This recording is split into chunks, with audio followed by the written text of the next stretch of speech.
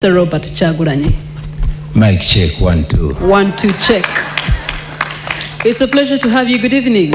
It's a pleasure for me to be here. Good evening, viewers. Good evening, our dear moderators. Good evening, fellow candidates. All right. We also do have Honorable Nandala Mafabi. Honorable, good evening. Good evening, everybody. We look forward for a lively debate. It's a pleasure to be in your company. A round of applause for him. We also do have Mr. Joseph Mabirizi. Good evening to you, sir. Good evening to all of us. How are you? I'm doing well. Ka pressure keko batukendezeko. I don't have any pressure. Yeah. That's wonderful to hear. If they're confident, then Uganda should be confident about the next hours to come. And finally, we also do have candidate Frank Bulira. Good evening to you, sir. Good evening, dear Ugandan. Good evening, dear Ugandans, and thank you so much, NTV, for this arrangement. And thank you so much for accepting our invitation and coming through. These are the 5 candidates, one state, and of course, one country that is watching. Tonight is about ideas. Tonight is about vision, as well as leadership, unfiltered, uncompromising, as well as decisive. Gentlemen, if you may, some hygiene issues. When you're done speaking through your microphone, kindly switch it off. Otherwise, we will have feedback.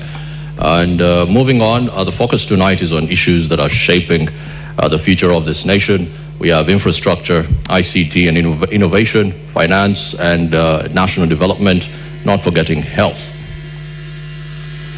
And as duly introduced, our 5 candidates are ready, and they have shown us that they're ready to go. There are 5 voices. However, you and I make up one electorate. Every answer tonight is going to be counting, and every commitment is going to be measured. Joining us tonight on stage, we have Frank Bulira. We're going in alphabetical order from your surname. On my extreme right, Mr. Frank Bulira, thank you. Mr. Candidate Joseph Mabirizi, thank you. Candidate Nathan Nandala Mafabi. In the middle, we have candidate Robert Kyagulanyi, and last but not least, on my extreme left, candidate Mugisha Muntu. Well, tonight marks a very defining moment in our national conversation. Ugandans from across the country, ever since we began this live broadcast, have been talking to us, and they have been telling us some of the things they would like their candidates to actually pinpoint about. And of course, this has been building up to this coverage from our correspondents in Entebbe to northern Uganda to Mbarara, to the voices of everyday Muna Uganda, each one of them sharing what they are expecting of you, our candidates, as you get to address them as a nation. Now, a short while ago, we were introduced to the 5 candidates joining us today, and we get to regret that 3 candidates were unable to join us on this stage tonight, with the hope that all 8 will be present at future debates. Tonight, we will be looking at 5 themes, that is youth unemployment and jobs.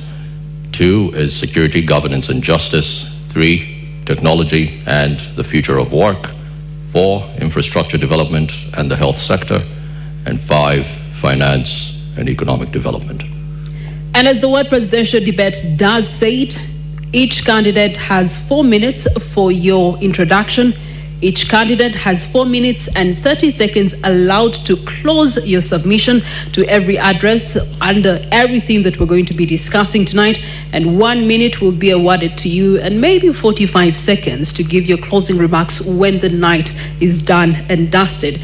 There will be a 7-minute commercial break after the second theme, and these themes were all selected based on months and months of public engagement. Thousands of Ugandans having submitted their priorities and questions. This is through the community forums, digital platforms, and of course the regional outreach. However, the final selections, the structure, and the sequencing for tonight were made independently of the debate team. So as per the debate rules, neither the candidate that you see on the podium this evening nor anyone on the team have reviewed or influenced these questions. Without any further ado, let us begin. And this is going to be very brief. In 4 minutes, tell Ugandans why you're the best candidate and to take this big job of being the president, not just having the fancy office. While you're at it, also tell Ugandans what the biggest problem is with the country. Let me start with you, Mr. Bulira. 4 minutes. Thank you so much. Dear Ugandans, my name is Bulira Frank Kabinga Salongo.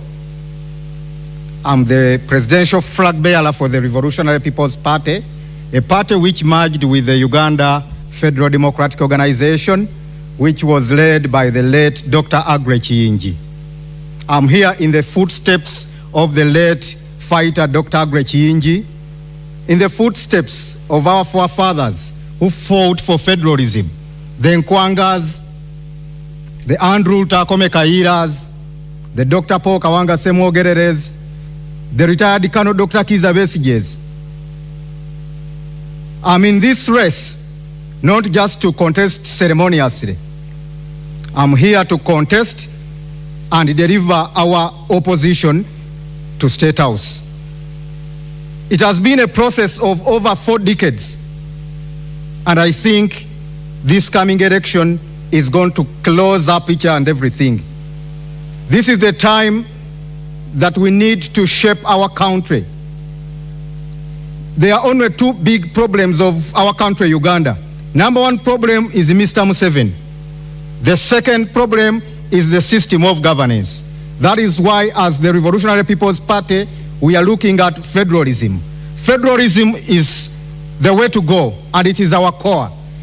The RPP, we believe that even if Mr. Museveni goes and we have another president and we don't change the system of governance, we shall remain in the same problems. In my first 100 days, that's why I pledge that Uganda is going to go federalist. Bulira Frank Kabinga, I was groomed by the Uganda Young Democrats. I started my politics in Kasubi Church of Uganda Primary School way back during the CA times. I joined Uganda Young Democrats in the second generation after the Dr. Lurume's first generation of UID, the Mabikes. I was part of the second generation, and I was the spokesperson of the Uganda Young Democrats under the leadership of Susan Abo by then. Then I was the students leader for Uganda Young Democrats until I joined Dr. Aggrey Kiyingi. I joined Dr. Kiyingi purposely because I wanted to remove Mr. Museveni, period. I didn't want to overstay in the opposition. You all much well know that Dr.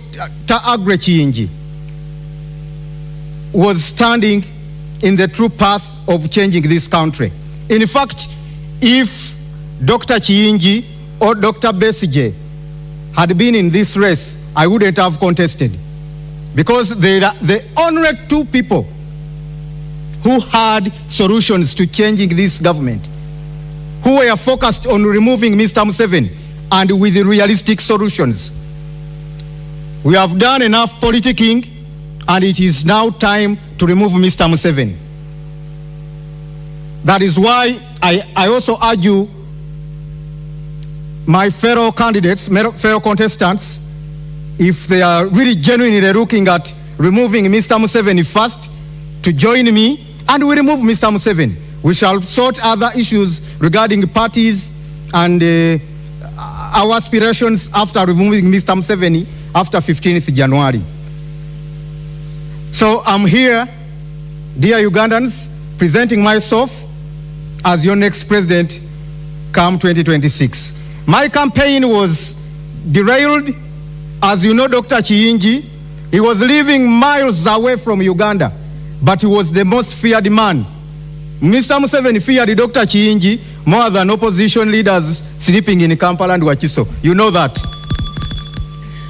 It's a debate, Mr. Frank Bulira. Your time is up, 4 minutes. But since you want to remove Mr. Museveni, then I ask that you move from your seat and come sit next to these 2 gentlemen, in between these 2 gentlemen who have also rightly said that they're doing the same thing.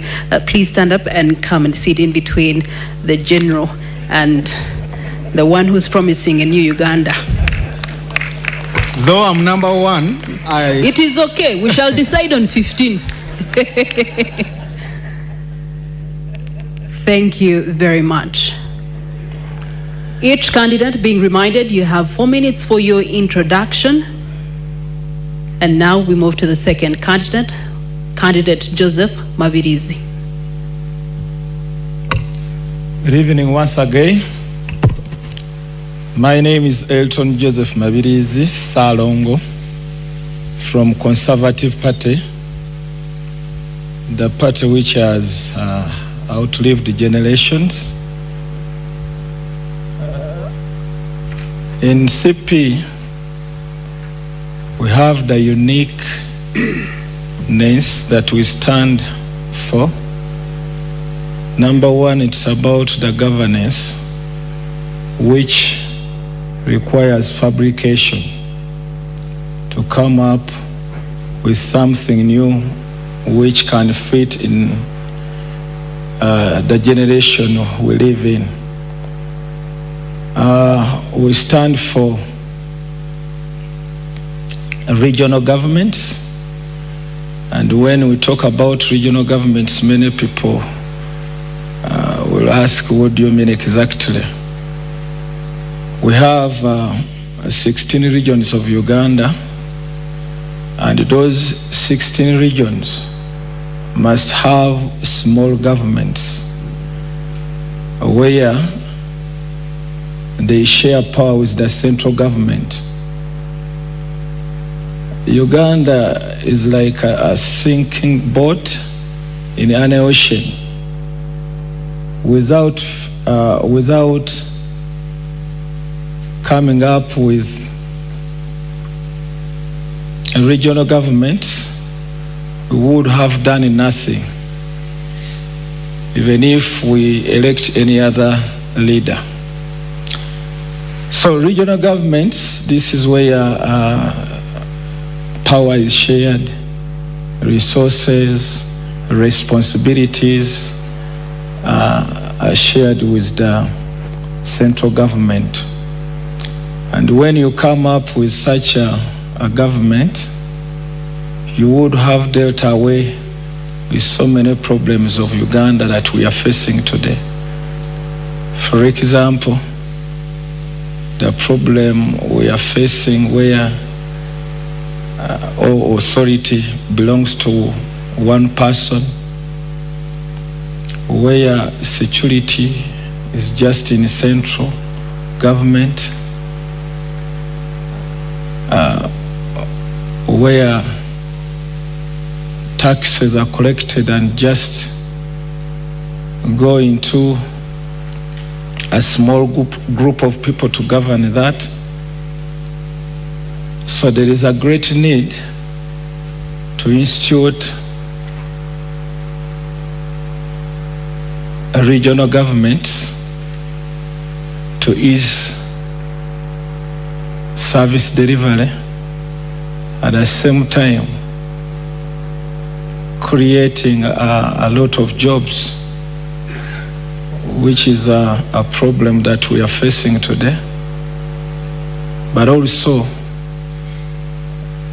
working on the system of education that we are having in Uganda, which does not help parents, it doesn't help the graduates, the learners, it doesn't help even the government. The first beneficiary of the citizens or the graduates, it is the government. But when they finish, you find that there are no jobs, which has created a lot of dependence. People who are working are very few, and many depend on others. Thank you. Thank you for that, sir. On to you, Mr. Mafabi. My name is Nathan Nandala Mafabi. I came in this election. I come from Forum for Democratic Change. Our theme is fixing the economy and the money in our pockets. The current problem in Uganda is three-phased: corruption, that is greed, poverty, injustice. I have walked in the whole country. You discover poor mothers, poor fathers, who are selling tomatoes, oranges. They cannot even make enough to feed their families. Our children go to school. Out of 10 children who join primary school, only 2 reach P7. That means there's 80% dropout. You go to the health center, they will refer you, go out for medical attention, go and buy medicine, go for a scan, and those are the main things which bring us in this election. But what's the problem? We have been around for 40 years. We have been talking about peace, peace, peace, and I don't think Ugandans can now eat peace because the peace is there. What we need is people to have jobs, and when they have jobs, they will earn a living. We look forward to investing in agriculture. We look forward to investing in education. We look forward to investing in health sector. We look forward to investing in infrastructure. I come with experience because I have studied all those. I come with experience in economy, in accounting, in taxation, in knowing poverty, how it's painful. I have worked. I'm fortunate you mentioned that only maybe you are, but I was in Ministry of Finance. I worked for World Bank, and we have advised many governments, and I've come out of poverty. So I am coming here with experience to help Uganda to move forward. I come as an employee. I want to be a servant, to serve you with all my energy to ensure that people of Uganda can have the 3 meals which are designated in our lives. I am aware that we are 8 candidates, but each of us has his own manifesto. Our manifesto is very clear, it is spelling out what is supposed to be done. We want to create jobs. 60% of the youth are unemployed. 84 people live on 14 people. This is the danger, and this is the biggest insecurity we are having in our country. You get people are walking on the street from morning to evening, looking for what to do, what to eat, and this is causing a lot of problems in our country. In fact, the next time bomb is from the unemployment of the youth. Currently, our economy is structured in such a way that the service sector, which is contributing about 50%, is externalized. That's the telecom, that is the financial sector, and even the industrial part is belonging to the foreigners. Local Ugandans themselves, who live on agrarian economy, which contributes almost 80% of our livelihood, are only having a 23.8 GDP contribution, meaning that our people are living as slaves in their country. This is what we need to resolve, and it's urgent, and it needs somebody with experience in that area. In my life, I have been in Parliament for 25 years. I have been there advocating for justice. I've been advocating for, because there's a lot of social injustice, I have been advocating for this issue to do with poverty alleviations. Every election, we see a different theme that they are doing. In 1996, they brought in Tandikwa. In 2001, they brought Kulembeka. In 2006, they brought Bondaba Gagare. In 2011, they brought Prosperity for All. In 2016, they brought Emioga. In 2021, they brought Operation World Question. Now, 2026 PDM. If these were really aiming to remove poverty, and they have not done, it means there's total failure in the government. Our government lacks transparency in management, and the corruption is at the theme. Thank you for your submission, sir.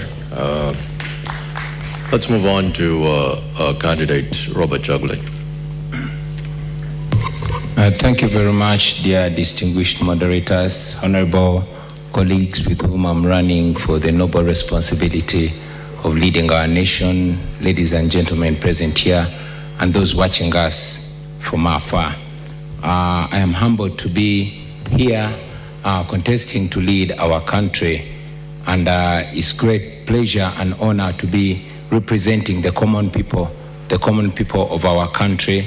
As a person who comes from the ghetto and rose to represent the nation at the highest level, I cannot take any further pride than that. But also, I am aware that we are in a nation that is at crossroads. We had independence 63 years ago, and 40 of those years have been covered by one man who has reduced our country to a failed state. Absolutely, it is clear to all and sundry that this nation, which is primarily young, has clearly made a decision, only that they have been stifled. I am aware that I will be taking over a nation where 1.5 babies are born every year, taking over a nation where almost half of the budget goes to servicing debts. I'm aware that I'm taking over a nation that is deeply divided, but committed and ready to unite our country, which we've already started doing. What we promise is a new Uganda which is going to reset. Our country has completely been messed, and it needs to start afresh. Every institution has been captured, and we intend to start again in a new Uganda where people are going to be servants, where citizens of Uganda should take over power to decide the destiny of their lives. As we stand right now, the people of Uganda don't have a vote, they don't have a voice, and they don't have power over their nation. The state has been captured completely, and we hope to liberate not just the citizens, but also those that are leading the country. On a downside, I had really hoped to meet General Museveni here, so I could publicly face him and hear what more lies he has to tell us after 40 years. To hear from him straight the gains he's protecting. Is he protecting the potholes? Is he protecting the rotten hospitals? Is he protecting the broken down schools, the broken down infrastructure? Is he protecting his power and right to torture citizens? I had always wanted to hear that, not privately, but publicly from General Museveni. Anyway, it's all right that he's not here, because he's in the past and we are discussing the future of our country. So I'm very glad, and I hope to share ideas and to teach and learn from our colleagues. But of course, I must assert it that the people of Uganda, especially the young generation, the new generation that I largely represent, is committed to changing their country and to taking back the right to determine their destiny. I am ready and committed to lead the charge to change Uganda, so help us the Almighty God. Thank you. And the final candidate for the evening, with your introduction and why Uganda should believe in your cause.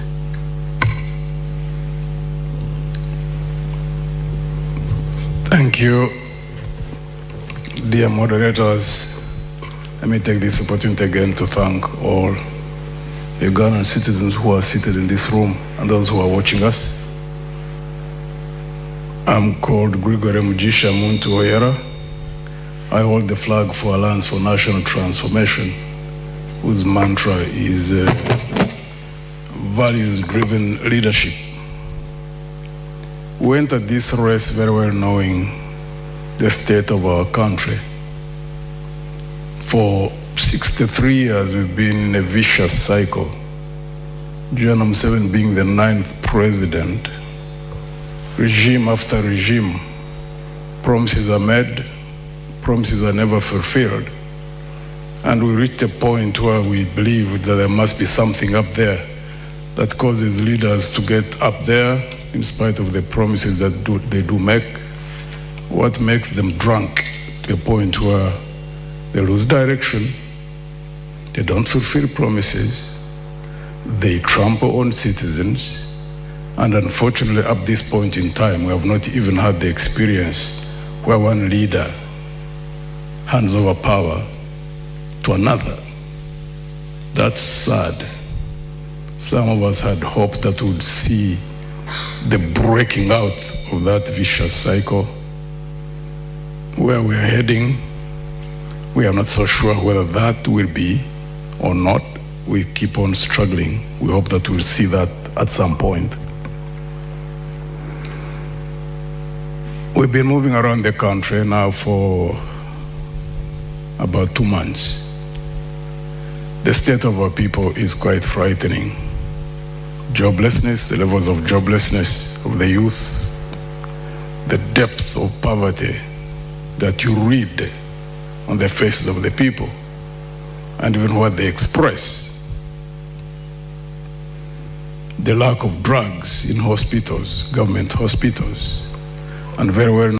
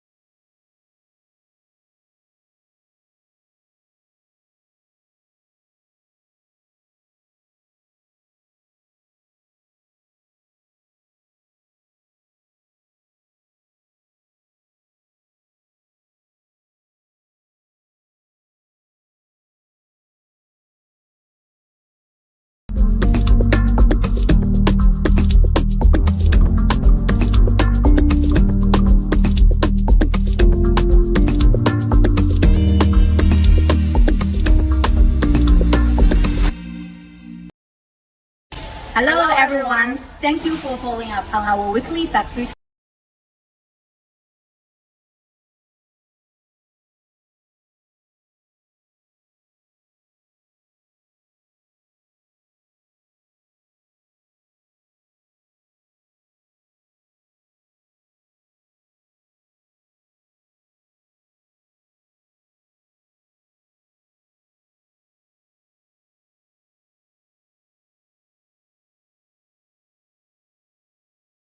Having been conducted in 2024, more than 73% of citizens being under the age of 30, including about 14 million people aged between 15 and 30, marking about 31%. And then you look at the latest labor data also showing us that only about 37% of these young people are actually employed and working. About 16% of them are choosing or are able to stay in school, and roughly 40 to 42% are neither in employment. We cannot trust them in education, neither can we pin them in training. Youth unemployment is standing currently at 16.3% compared to the 11.7% overall. When we look to the female perspective, there the youth unemployment is also closely higher at 20%. The figures do go on, but each year about 700,000 people do enter the labor market, but only about 34% of that figure is actually absorbed in jobs. Candidate Frank Bulira, given these realities, what concrete measures beyond the national employment strategy, beyond the national development plan 4 that we're currently running as a country, will you implement in your first 3 years? 1, to raise job absorption well above 34%. 2, cut the youth NEET rate by at least 10%. And then 3, to ensure that the additional jobs being created are decent, they are formal, and are creating opportunities rather than incurring a lot of pressure on the informal sector. Yeah, thank you so much. First of all, surely poverty is everywhere, but our case as Uganda is so worrying. Just as I said, we can speak a lot, but the biggest problem of Uganda is Mr. Museveni and the system of governance. Those are the two biggest problems, bringing about youth unemployment, growing at the fastest rate, and people losing hope in their country and in the future. As the Revolutionary People's Party, under the new federal arrangement, remember, after 15th January next year, in the next 2 weeks, Uganda will be announced as the new Federal Democratic Republic, governed under the 16 federal states, taking charge of their wealth.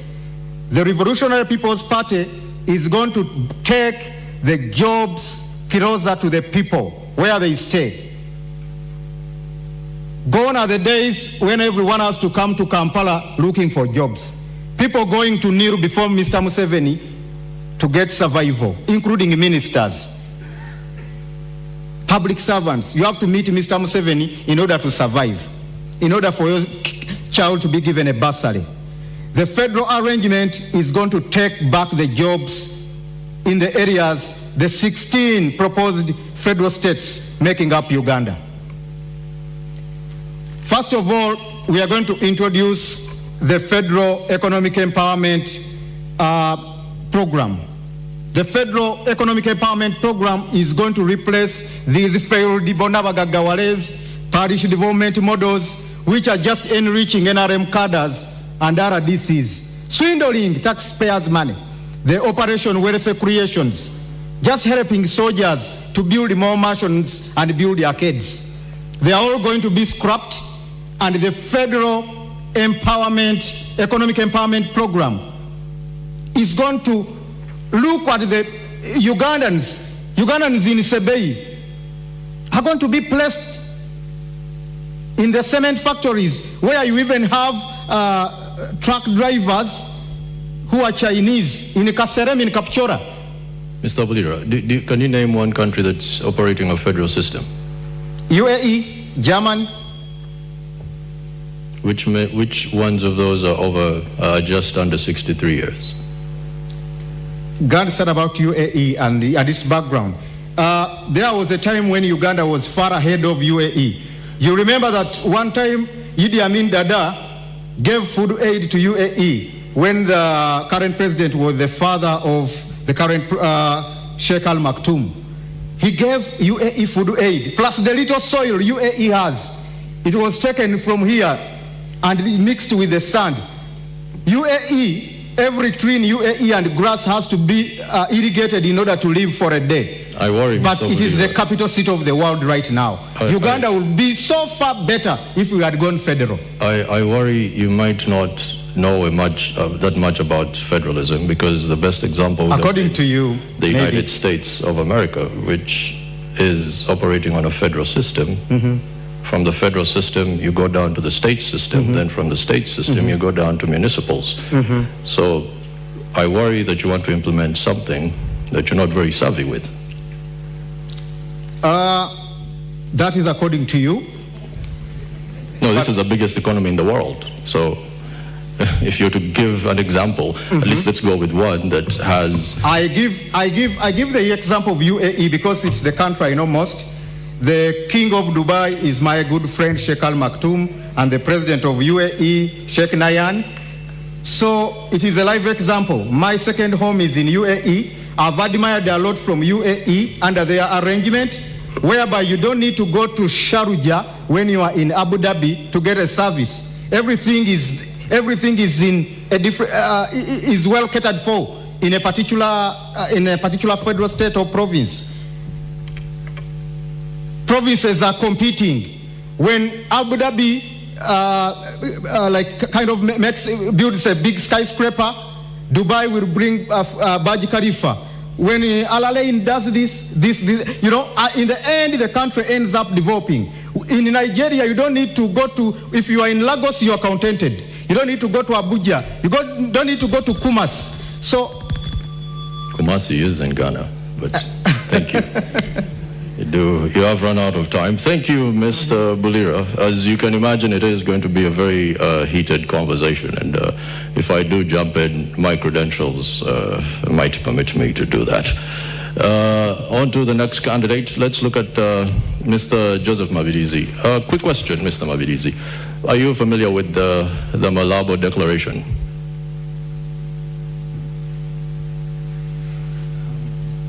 Could you kindly switch on your mic?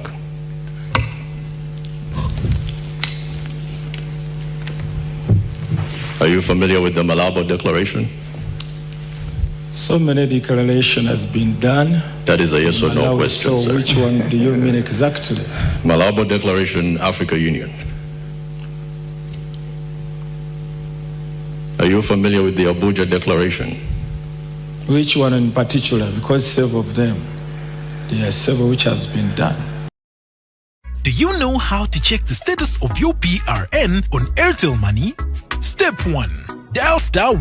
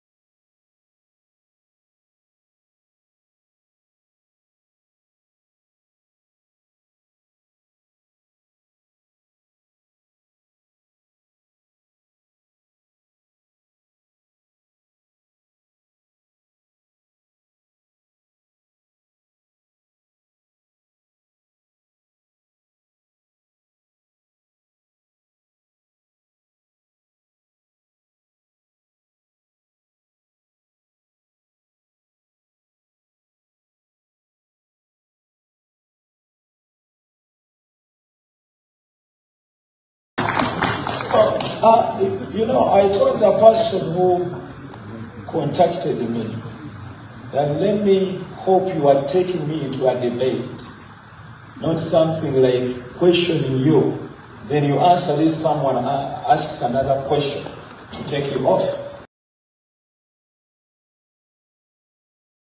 Questioning you, then you answer this, someone asks another question to take you off. So, what I was saying, there is a need to get that into that modernization agriculture, where we need to import simple machines to empower agriculture sector from the regions. And once you've empowered all the regions,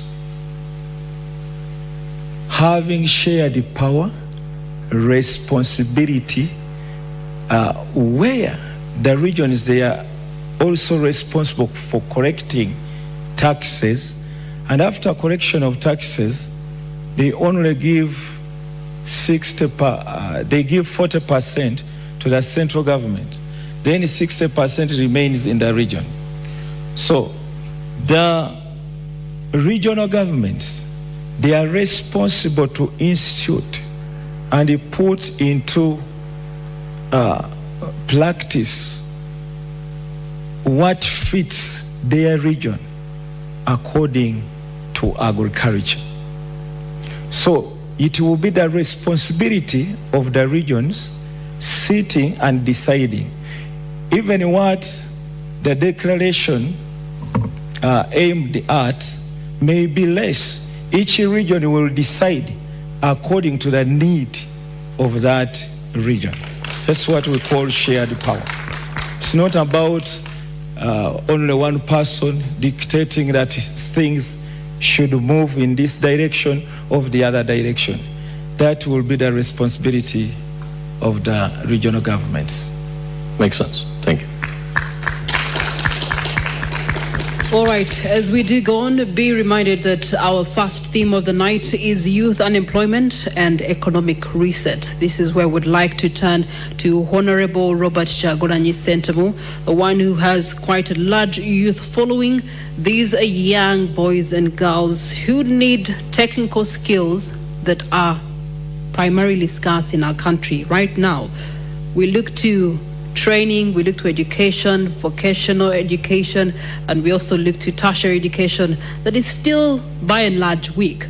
And also the digital economy is leaving so many people behind. From what you have seen in the many days you have been all over this country, if you were to become president, what immediate reforms will you use to drive an overhaul in TVET and then also build real digital skills and ensure that the young person you have been meeting on this campaign trail is actually not locked out of the future?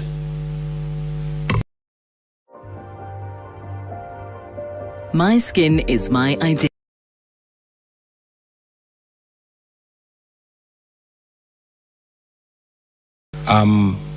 These are not just statistics, these are realities.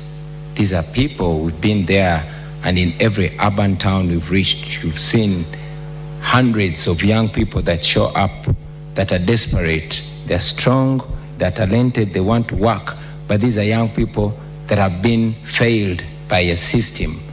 It should be noted that Uganda is ranked the most entrepreneurial country in Africa.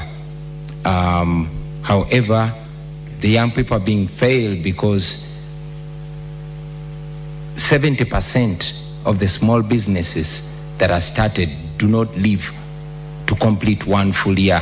They are failed because of high taxes. They are failed because of the cost of money, high interest rates. They are failed because of high electricity rates. They are failed because of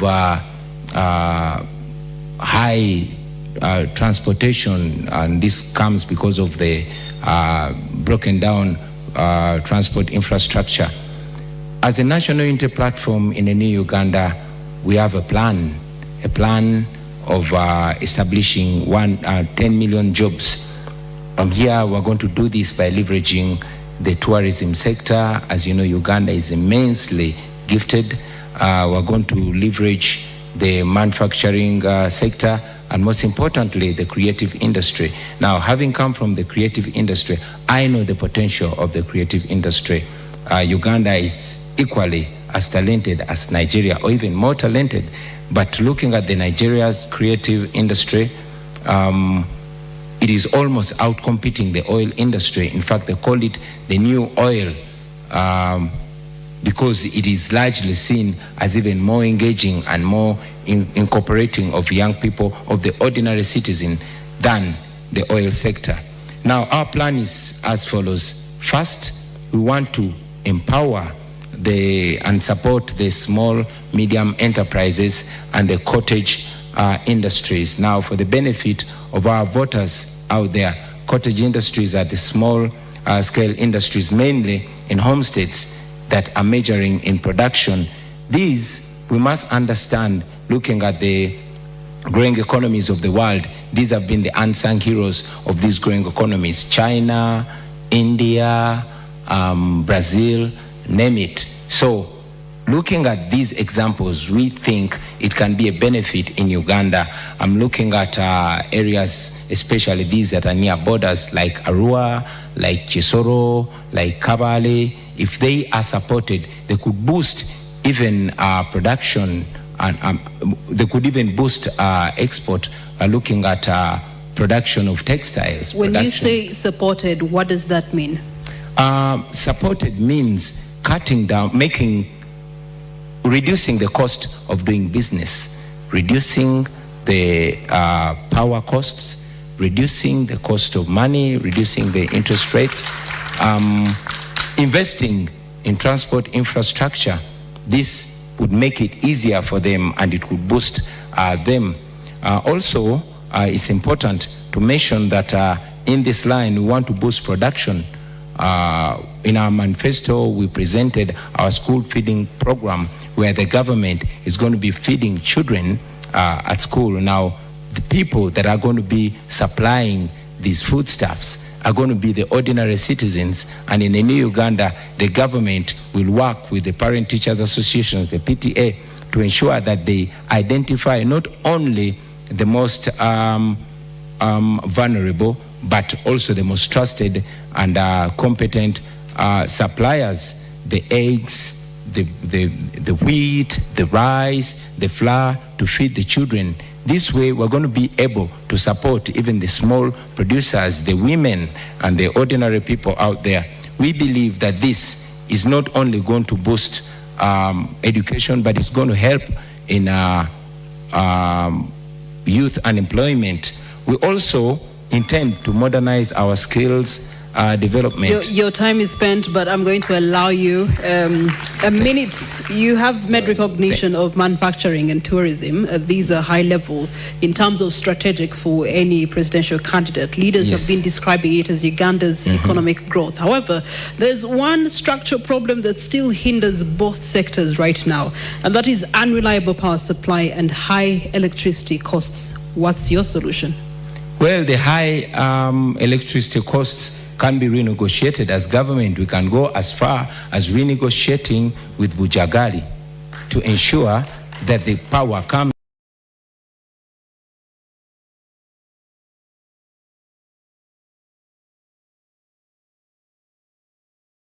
down, because that is what is going to help the product.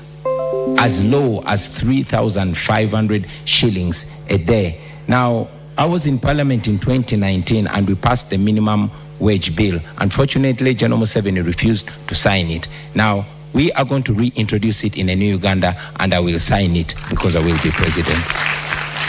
Thank you. Thank you for that. Let's move on to candidate Nandala Mafabi. I've been going through your manifesto, which is quite fascinating. There's something that you mentioned, cooperative-led agro-industrialization. You're familiar with that. And here you do target tea fertilizers at 30%. Explain to me how this sizzles into working on the youth unemployment problem in the country. Thank you so much. First of all, Uganda is an agricultural country, so it's an agrarian economy. And the youth we have currently, if I give you an example, most of them are living in schools, or they have dropped out of school, but they don't have land. They cannot be able to go on the land to till it. But agriculture employs about 80% of Ugandans.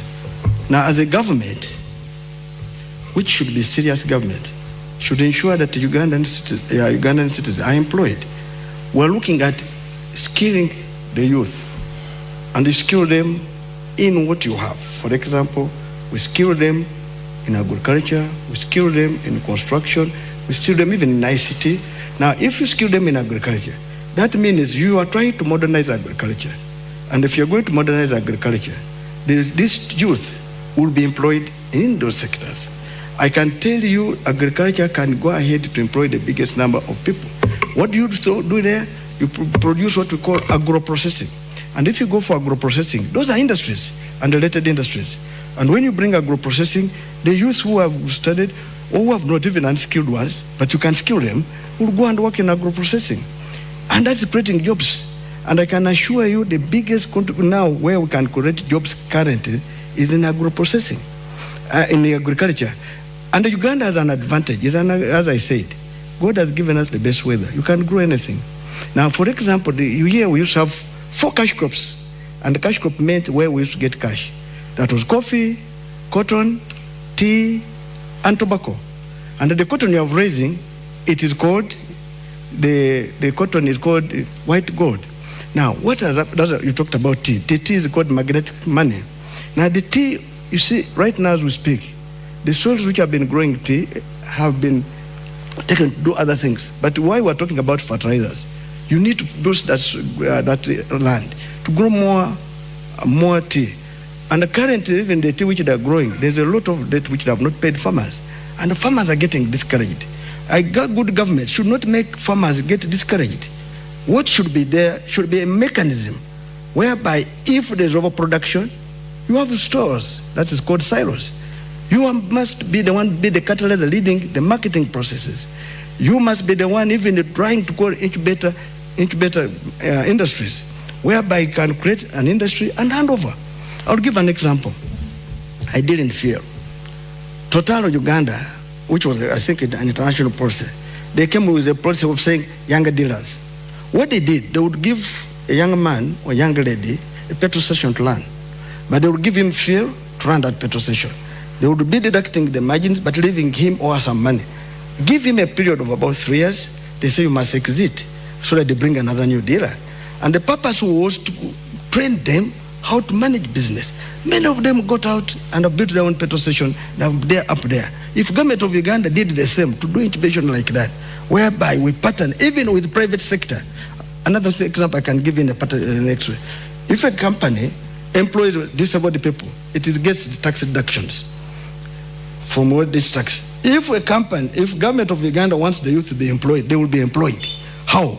You go and say you employ this youth in agriculture, you will have the following. 1, tax exemption or reduced tax. 2, you will be given some facilities because the youth will be working and earning a living. The tax deduction and what you are giving is creating the young man or young lady to be employed. I can tell you, agriculture is one of the places we should invest more money, whereby we can have our youth employed.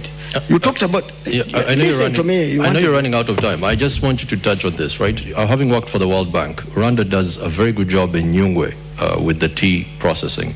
How would you use that example to address that? I just want you to help us on that. That's actually a positive, because I'm listening to a lot of sense here. Come again? Rwanda is growing a lot of tea in their Nyungwe plantations, and you, having worked in the World Bank, I know you use a lot of case studies. How would you use some of their examples with your experience to make the tea plantations better here? Are you aware the Rwanda copied our proposal, which was made by Uganda? This is why I want you to... So I'm trying to say that what Uganda is very good at writing proposals, but not good at implementing them. I am trying to tell you that this, what I'm raising, can be done. Tea can generate money. Tea can generate jobs. Because I'm saying that when we, first of all, the tea farmers will get money. The processors will get money. The transporters will get money. What I'm trying to say that if our target is to invest in tea, which we are putting in our manifesto, those tea growing areas will be we have talked about subsidizing fertilizers, putting, you see, factories. When you're trying to do a factory, you lead. Because a person going to the bank to borrow money is more expensive. But the government can put a factory and hand it over and tell these people after a short time, you will have paid the factory for and go away. Currently in our country, I will give an example. There's a gentleman who was involved in the tea industry. What he did, he even borrowed money from a money lender. You know, Uganda now is being led by money lenders. What happened, the cost became high. He took my minutes. Please. Kindly, He took my minutes.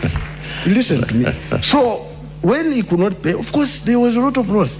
Our country has been done in such a way that cost of capital is too high. And because even the reason why cost of capital is high is because of government. The biggest borrower is government. So it crowds private credit. And so when someone goes to the commercial bank to borrow, they will say no money, or they give you at an expense, maybe with more conditions. Now what I'm trying to say, in the tea sector, if me become the president, I will tell you that it will be a deliberate effort to put industries, to put processes, so that credit which should have been somebody going there, will be given by government beyond leading it, so that we create jobs in that sector. Fertilizers will be given on subsidies. And I can assure you the tea sector is the best now, because initially we had 4 of them, 4 ranking in. Tea can even overtake coffee. But of course, coffee is still high. In the current situation now, it is coffee followed by tea. Now we're getting a lot of money from tea, but also the marketing process are being driven wrongly. Government should lead in this process. I can assure you, I believe tea will create jobs and will make our youth be employed. All right, thank you so much. Staying matters agriculture, our national anthem does pride in our agriculture backbone, good climate and fertile soils. Gregory Mugisha Muntu, many households are remaining in the subsistence economy right now as we speak, mostly in subsistence agriculture. You do have the standing current government prioritizing agro-industrialization, manufacturing with the incumbent, ensuring that there's a spread out of business and investment parks across the country. But there's also the element of tourism, construction, trade that are low-hanging fruits. Oil and gas, we've been promised that next year it should be bearing us some fruits. There's also works and transport. All these to acknowledge that there's a high failure rate of youth-owned businesses without systematic support in those particular sectors. How do you intend to actually ensure that there's policies, that there's public investment, that there's procurement that is geared towards ensuring that the young people's uptake into these sectors is one that will help them leapfrog from the statistics we know of?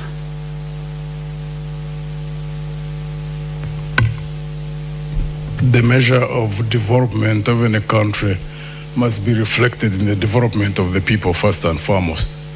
In Uganda, where 70% of the population is in agriculture, fisheries and crop as well as the dairy industry, you have to focus to lift those people from the levels at which they are.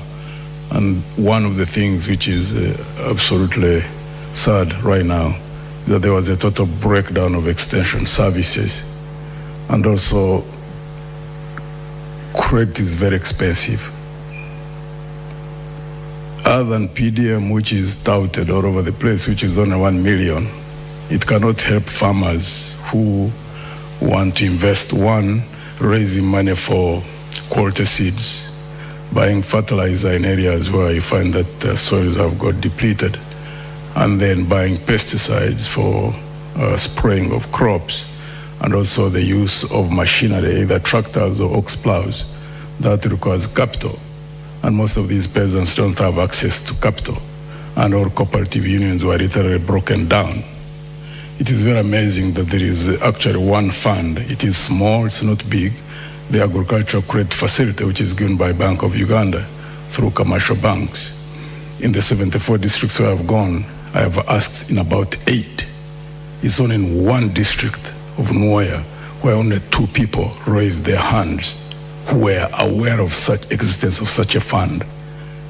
Now you can imagine, this is an agricultural country. There is a regime which touts PDM, which is on 1 million. And yet the fund which could have helped those who are in agriculture would go into agro-processing. People are not aware of it at all. And it's at 12% per year. Farmers cannot survive on borrowing from commercial banks or borrowing from SACCOs at 30%, 35% and above. It simply can't happen.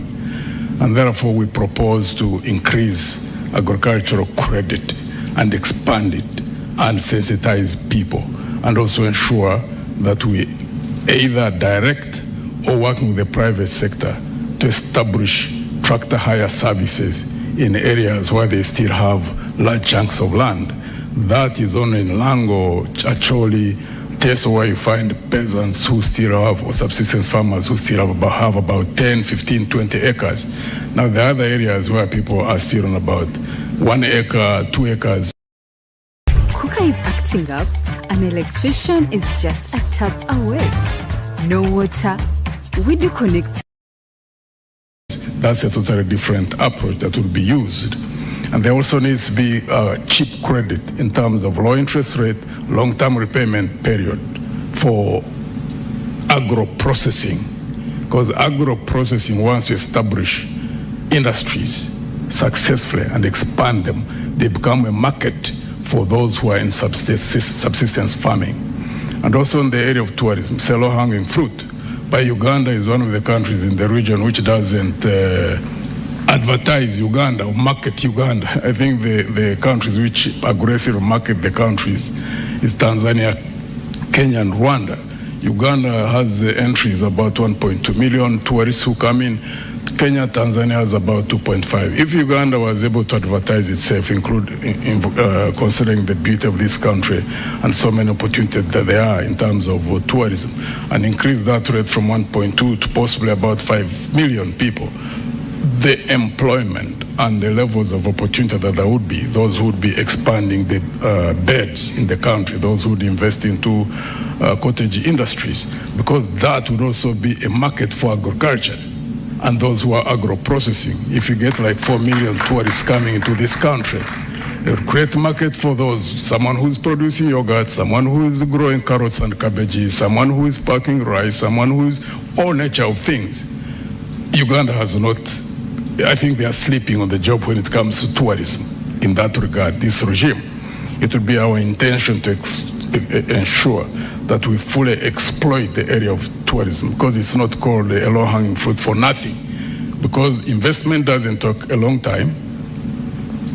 Marketing itself, once you have skilled advertising, Uganda, there are so many Ugandans who are skilled in marketing, we can increase the tourist entries significantly in a 5 years' time, and it will be a very big area for employment of the youth. In your ANT manifesto 2026-2031, you are also very big about monitoring and evaluation of the manifesto you would have put out should you become president come 2026. What would be the indicators of success for the things that you have mentioned, particularly increasing the agriculture credit and also creating markets beyond our borders? One of the things that we really want to target and aggressively pursue is the area of corruption. We consider it as public enemy number one, because we lose 10 trillion Uganda shillings. That's about 2.7 billion United States dollars. And if you tackle first and foremost grand corruption, you know, where there are contracts for roads, contracts for water, contracts for energy facilities, where there are hundreds of millions of dollars which are lost, and you crack down, because we in our own party, we believe that if we dedicate effort in a span of 2, 3, 4, 5 years, you can reduce the loss through corruption of 2.5 billion. You can save about 70-80% of that. Reinvest it into the sectors which are needed: education, health, and also areas like I've already talked about, like in tourism. One, education, it may take a little bit of time to bear the results, but it's the highest form of wealth for any country that wants to develop. Because we are clearly aware that even countries which have nothing, not even one single mineral, when they invested in education, high quality education, skilling their labor force, and of course with good political management of those systems in such countries, some of them have developed. Example we keep giving is Japan. Now consider here, if you invest in good education, invest in having a healthy workforce, and also invest in agriculture, having food security, and also having citizens who are well fed. When you have those, plus the mineral potential which we have, and good political management, the sky is the limit for this country. And the sky is the limit for your time. Thank you so much, Gregory Mugisha Muntu. We're going to take a short break. As we do so, please be reminded the hashtag that we are running with is NTV Presidential Debate 2025. And we are running on NTV as well as Spark TV, and we are streaming live across the social media platforms, mainly X as well as TikTok and Facebook, and our website website. Now, there is a poll that is running. Which part of the debate is interesting you the most? There's finance and economic growth, there's health and education, there is also security and governance, infrastructure development. Now, just to extract a few comments that are coming in from our online audience, thanks NTV for preparations. Page 35 manifesto, 4.2 clean water for all. National Unity Platform shows interest of reducing the cost of 20 litres to 10 shillings. And there's a question there on the possibility in an economy where 50 shillings is no longer in circulation. There's also one that has commented here. WAPS on X says, what are the specific national laws, regulations and doctrine that a government that has power can actually use to ensure that there's a security, particularly regarding the arrests, the detentions, and the use of force and the such that is happening. Basically, what we have been seeing in the most recent days as far as security and stability is concerned. We also do have Waha on X when he says, when the economy is stable, security will have the funds for defense, education will be funded, infrastructures will be built, and the health will have enough drug supply, meaning the well-being of the citizens, boosting the growth of all sectors. At the end of the day, he believes that economy is the key for him. Thank you so much for your voices. Keep them coming. We take a short breather. We return shortly.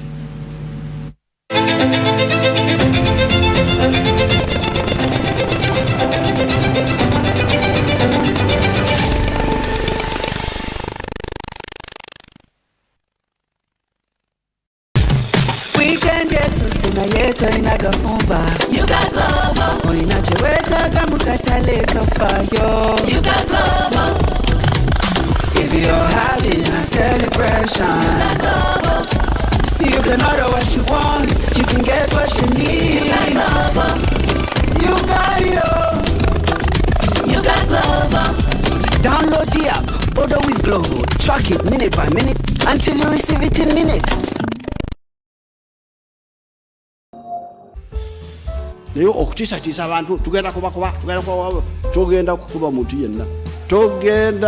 muntu yenna era abagezako Kampala bamanyi ekyabatuukako tokkirizibwa wadde okunkanga obukanzi oba okuneewerera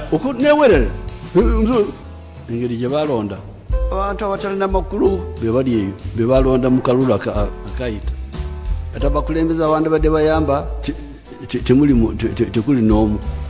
I hope they get to realize what exactly they are paying for, what they are sponsoring: genocide, murder, oppression, dictatorship.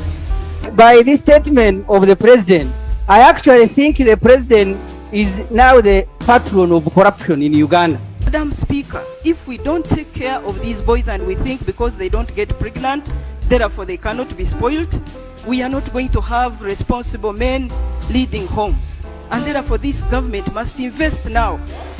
That yes, we have seen the message, but it is the Honorable Ntawaz who sent it to you. She just confirmed, and now we're here. Mwana ba Black Mamba we ayindira koti nekuba abalamuzi nekuba abonna bali mu koti si mulundi gumu naye ng'erudde erumba koti abasirikale n'olwekyo koti teziriyo, koti zawambibwa. Bank of Uganda gye tugamba ti banka yaffe yawambibwa, yensonga lwaki nakati tumaze n'omwaka nga tewali gavana, kubanga gavana y'omu mwami Museveni ne famire ye. Esente zonna sente zaabwe bazikozesa nga bwe bakola ki nga bwe baagala. N'ebitongole ebyanakyewa byennyini ebitali bya gavumenti nabyo biri mu buwambe. Mwalabye ekitongole kyaffe ekyabasawo nakyo nga bwe kyakoze eki bwe kyawambiddwa, ekyabannamateeka kyawambibwa, n'ebirala byonna biri mu buwambe. Mumbe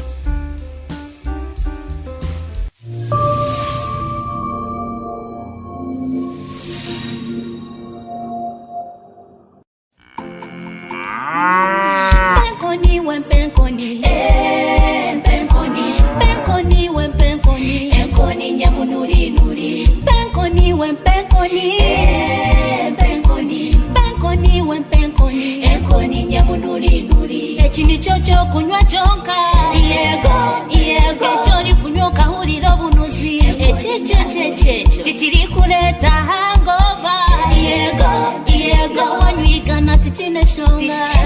nga buzimazi abashiija mujekwate abakazaho mutarugaho aho nehamano eho businje iwe just gitumye butumya Penkoni abanya-Uganda mwena nimbanjura ekyo kunywa ekiri amurembe ekinuzire ekibali kweta Penkoni no kinywera hori kwendera ahori hona eshaha yona tikineshonga nikikolebwa basikiwa Trading Company Limited nikishangibwa mu maduka gona mu supermarkets gona okwetolora ihanga lyona hona hori jirabugizo tim Penkoni bagikuhereho.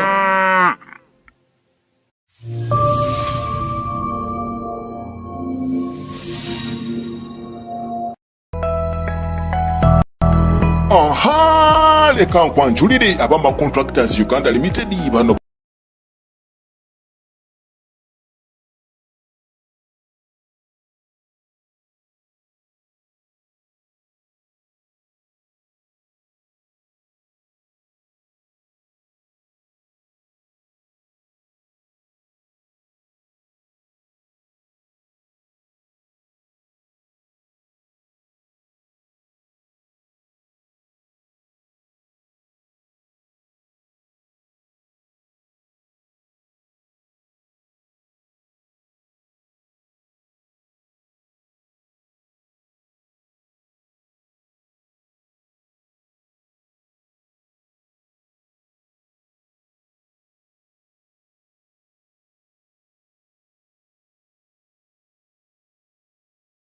peacefully in all community and national processes. When we work together as a people, we can shape our destiny and build a peaceful and prosperous Uganda with happy people. This message is brought to you by the Uganda National NGO Forum. People wonder how I take good care. There's only one answer. Soft care. It leaves her in soft care of magic tapes and elastic wheel at all times. Over 80 has been sold in over 10 countries. Join our big family of software.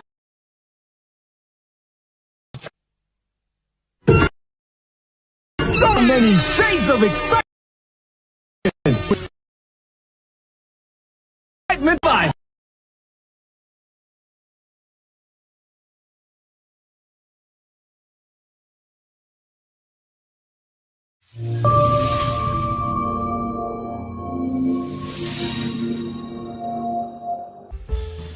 naye okutiisatiisa abantu tugenda togenda kukuba muntu yenna era abagezako Kampala bamanyi ekyabatuukako tokkirizibwa wadde okunkanga obukanzi oba okuneewerera engeri gye balonda abantu abatalina makulu be bali eyo be balonda mu kalulu akayita ate abakulembeza abandi badde bayamba tekuli n'omu. I hope they get to realize what exactly they are paying for, what they are sponsoring: genocide, murder, oppression, dictatorship. By this statement of the president, I actually think the president is now the patron of corruption in Uganda. Madam Speaker, if we don't take care of these boys and we think because they don't get pregnant, therefore they cannot be spoiled, we are not going to have responsible men leading homes. And therefore this government must invest now. That yes, we have seen the message, but it is the Honorable Ntabazi who sent it to you. She just confirmed now here. Mwana ba Black Mamba we ayindira koti nekuba abalamuzi nekuba abonna abali mu koti si mulundi gumu naye ng'erudde erumba koti abasirikale n'olwekyo koti teziriyo, koti zawambibwa. Bank of Uganda gye tugamba ti banka yaffe yawambibwa, yensonga lwaki nakati tumaze n'omwaka nga tewali gavana, kubanga gavana y'omu mwami Museveni ne famire ye. Esente zonna sente zaabwe bazikozesa nga bwe bakola ki nga bwe baagala. N'ebitongole ebyanakyewa byennyini ebitali bya gavumenti nabyo biri mu buwambe. Mwalabye ekitongole kyaffe ekyabasawo nakyo nga bwe kyakoze eki bwe kyawambiddwa, ekyabannamateeka kyawambibwa, n'ebirala byonna biri mu buwambe.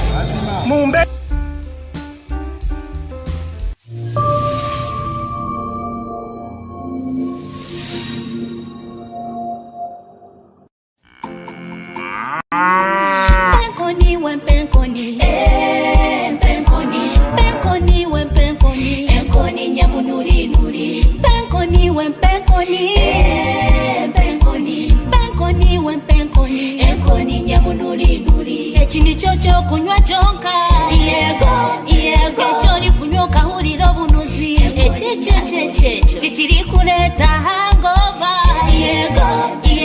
wanywigana tikine shonga buzimazi abashiija mugyekwate abakazi aho mutarugaho aho nehamano eho obusinge iwe just gitumye butumya benkoni abanyayuganda mwena nimbanjura ekyokunywa ekiri amurembe ekinuzire ekibali kweta mpenkoni nokinyweraho oli kwendera aho lihona eshaha yona tikine shonga nikikolebwa basikiwa Trading Company Limited nikishangibwa mu maduuka gona mu supermarkets gona okwetoloola ihanga lyona hona holi gira bugizo ti mpenkoni bagikuhereho.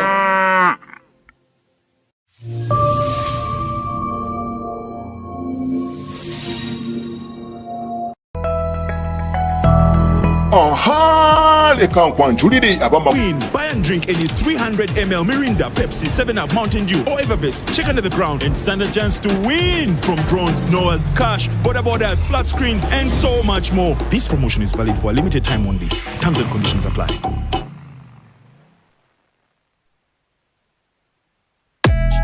Ng'olina Momo oba olina obuyinza okusasula biiru zo mu ngeri esingayo obwangu wonna w'oli ng'okozesa simu yo nyiga star 165 *4# oba scanninga kodi o downloading Momo app osasule amazzi amasannyalaze TV school fees n'ebirala bingi nyangu nnyo etaasa obudde bwo sikayo busese simu yo osasule eyo ye Momo obwo bwe buyinza obukufuula abasingako.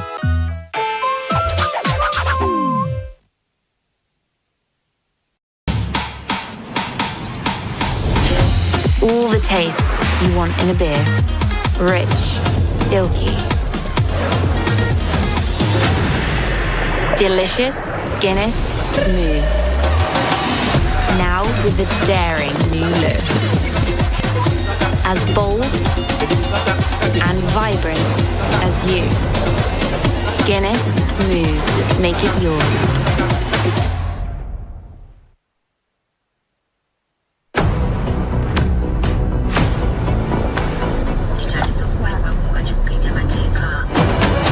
bulijjo okusobola okutuusako ebifudde gy'otobadde kitwetaagisa okwetegeka okw'enjawulo nga kulimu n'okwewunda tujja okusimbula nga ddala weewaawo abasasi baffe tetubava ku lusegere nga wamma twetegereza ebyo bye basase tusobole okubikutuusaako nga ddala naffe tusoose kubikubaganyako birowoozo bwe tuba tweteekateeka tufuba naffe ng'abaga kusomera okwongera okwogiwaza obwongo bwaffe nga tuyita mu kwongera okunoonyereza ku ebyo abasasi baffe bye baleese obifune nga tetukyabirinako yadde akabooza oba akakunkuna nga tukozesa tekinologiya omujja n'abakugu okunyumisa ekyo kye tukola okuva ku bbalaza okutuuka olwokuna tuba naawe mu NTV akawungeezi olw'okuva olwokutaano okutuuka ku Sande NTV ku ssawemu n'ekwata busoomo okulambika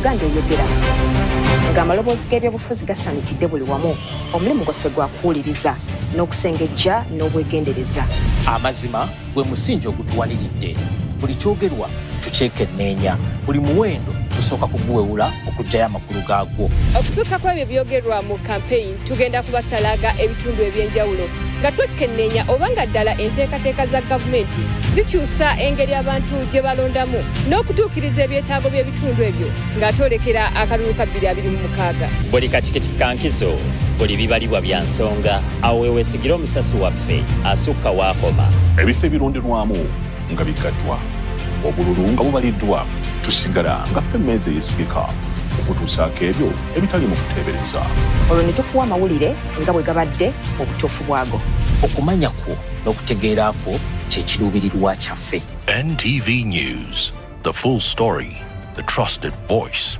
and uncompromised.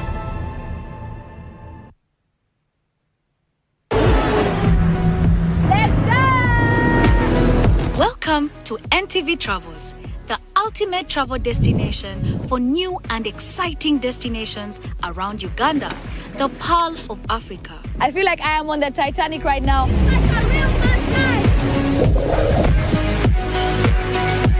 A country that is blessed with amazing fauna and flora. We are on our way to the day game drive. My team has been awake for some time. We are taking over Queen Elizabeth National Park. So heavy! Explore the vibrant culture of bustling cities. Abambarara Murimuta. We are on our way to Rubirizi district. We are in Ibanda district. Shout out to my lovely hometown Soroti. I am in Jinja currently with my entire team. We are here to conquer every part of Uganda. We finally made it to Lake Nkugute. Explore an abundance of world-class hospitality. This lovely gentleman. Discover the breathtaking beauty of mountain ranges and walls that tell stories. You have to take off your shoes since it is some sort of temple. And relax in the serenity of tropical beaches. We provide you with the ultimate travel experience that will stay with you. We are going ziplining.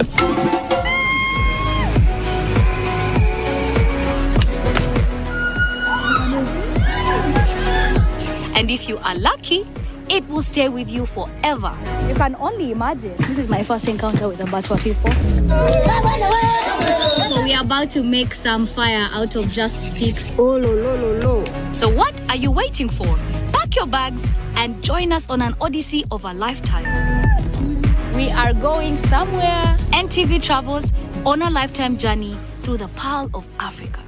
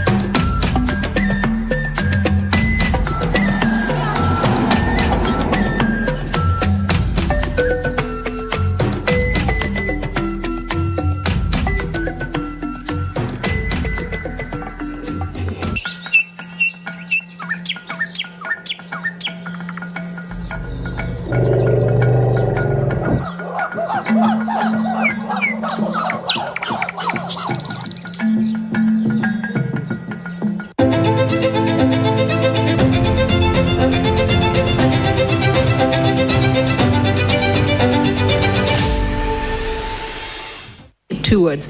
Today is the day the presidential debate 2026 does continue on. The rest for the State House of the Republic of Uganda, our 5 candidates having been resettled. Now we move on to the next critical theme of the night: security, governance, and justice. Arnold? Thank you, Priscilla. Let's start with the candidate, Bulira. I like that you brought in the UAE, arguably one of the safest countries in the world.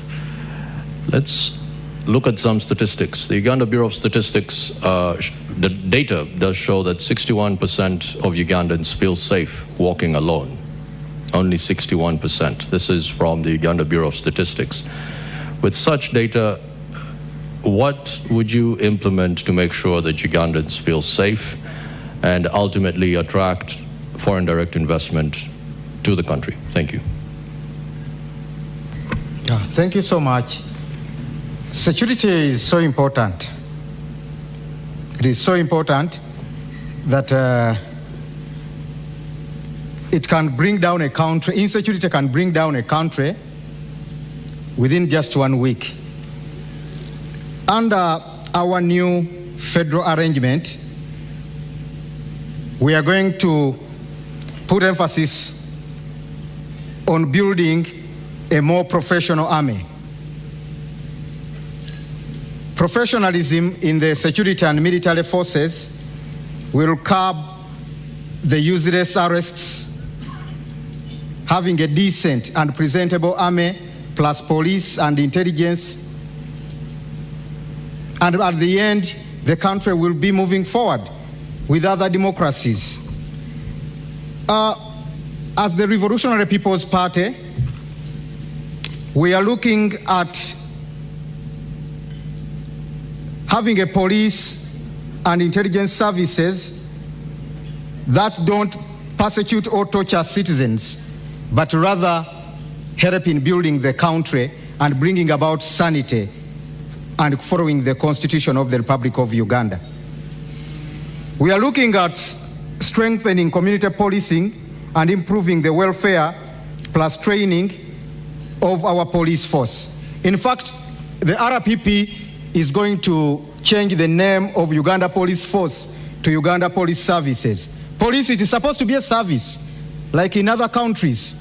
It is not to be, we are going to demilitarize the police force. The police force, make it a police service, just as it is in Zambia and other countries. Police is going to be a service, not a force. Mr. Museveni did it deliberately to call it a force and keep it calling it a force so that it can be used to cause brutality to innocent Ugandans. So we are going to change the name Uganda Police Force to Uganda Police Services. Then, I'm sorry, I'm not using a lot of English. The English, too much English will come after swearing in. Right now, I know the people we are communicating with. The Wananchi, I want to speak and so that with the Wananchi, I'm going to lead well, understand what I'm saying and what their country should be in the next 5 years. So I'm limiting the too much English. It won't help us. Right now, we want to remove Mr. Museveni, bring back sanity in Uganda. The rest will come. So the Revolutionary People's Party is looking at having a force that will be focusing on internal security mostly. We shall not deploy our military forces out of Uganda on useless battles. Our sons and daughters have died in Somalia, South Sudan, in useless battles. Yet they are supposed to protect Ugandans. Just as you said, Mr. Segawa, people are not safe. Mr. Museveni went to the bush to bring about sanity and safety in this country. But people are not safe. There is no safety at all. Insecurity is added on the tortures, on the brutality, and the country totally just needs a change. The Revolutionary People's Party is also looking at motivating the police forces. At least the minimum salary a police officer should get will be $500, in addition to an allowance which will be given by the federal governments in the different regions. And we are going to recruit these police officers according to their regions. It doesn't, why does a DPC from Kiruhura, someone is from Kiruhura and is a DPC in Kapuchora? Someone is from Bushenyi and is a DPC in Gulu, as if there are no Acholis who can be DPCs in those areas. So we are going to make sure under the new federal arrangement that we recruit police and position the police ranks according to the different regional setups. This is not sectarianism, but it is someone would well work on, will well serve his people diligently when it's coming from that particular area. We shall have a force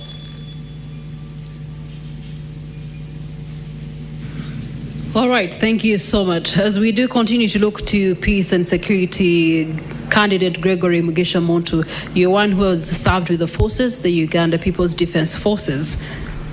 Currently, we see a distortion of order in security in our country.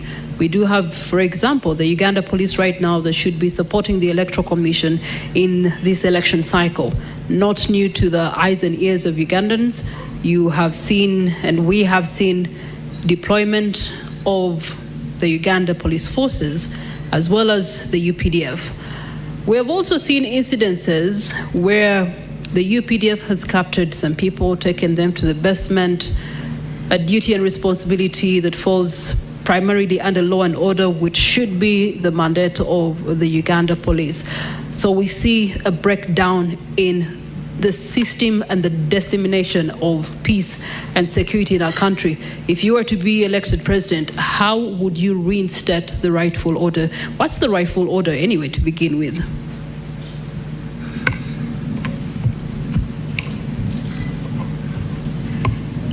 You cannot effectively deal with the security problems of the country unless you deal with the political question first. Because the army, the police, intelligence services are involved in unlawful activities.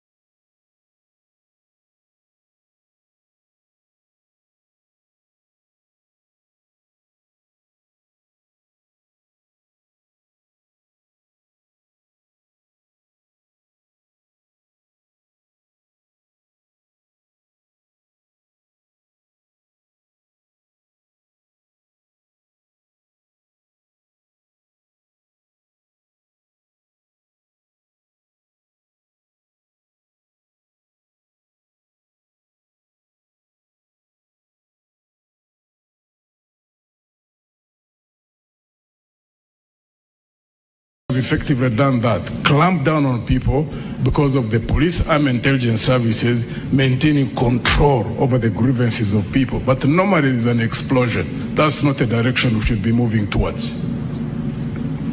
And therefore, under our government, one would want to deal first and foremost to ensure that there is a leadership that follows the law, the Constitution and the law. Because that's also a form of security for those who are in power and also those who may not be in power. But once there's that realization in those who are in power that you must operate under the law, then it secures you in the sense that you don't even fear to leave power. Because when you leave power, when you have been operating under the law, you know that you are in the clear. You are not going to be harassed by anybody in terms of reprisals. So to us in Alliance for National Transformation, that's key. As they say, a fish rose from the head.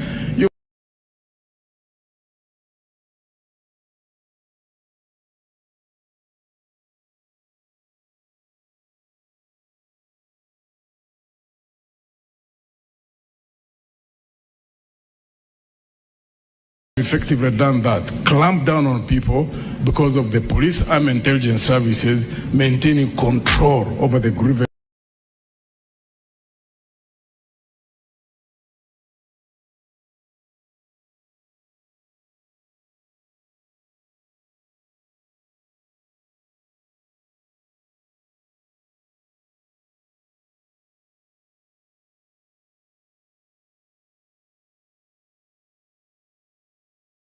reduced presidential powers and also introducing stronger checks and balances towards governance and democracy.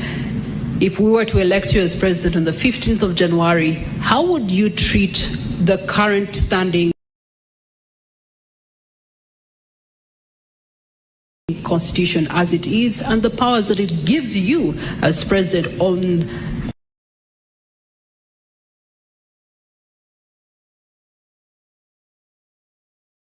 the day that you are inaugurated? One of the things that we want to ensure that is reduced presidential powers and also introducing stronger checks and balances towards governance and democracy. If us can say about the things that we say, culture, to change culture, you must get people who are in leadership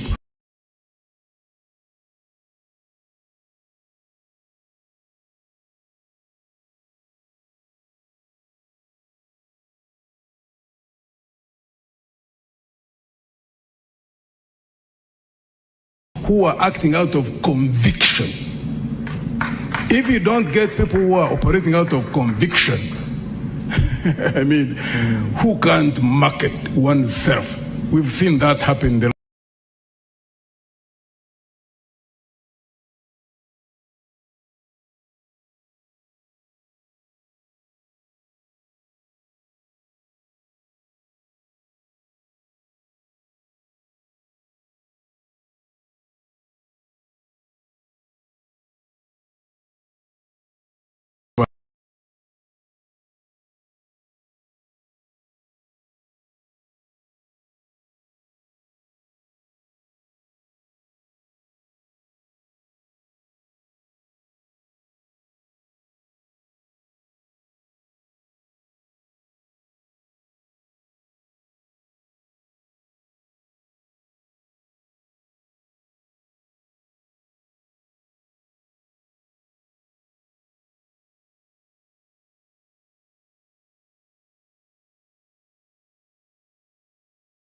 Rated on the day, would you be happy to work with anyone on that podium?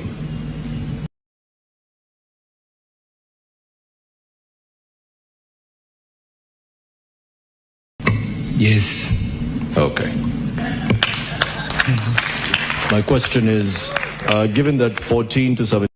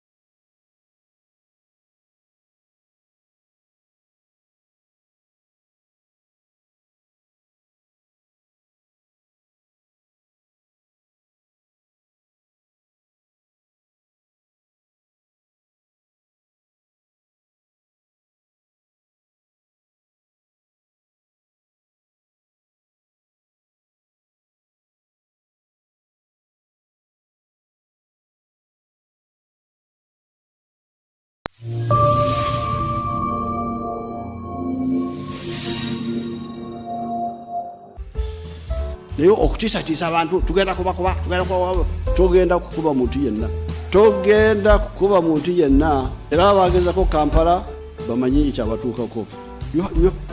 Tokkirizibwa wadde okunkanga obukanzi oba okuneewerera engeri gye balonda abantu abatalina makulu be bali eyo be balonda mu kalulu akayita ate abakulembeza abandi badde bayamba tekuli n'omu. I hope they get to realize what exactly they are paying for, what they are sponsoring: genocide, murder, oppression, dictatorship. By this statement of the president, I actually think the president is now the patron of corruption in Uganda. Madam Speaker, if we don't take care of these boys and we think because they don't get pregnant, therefore they cannot be spoiled, we are not going to have responsible men leading homes. And therefore this government must invest now. That yes, we have seen the message, but it is the Honorable Ntabazi who sent it to you. She just confirmed, and now we're here.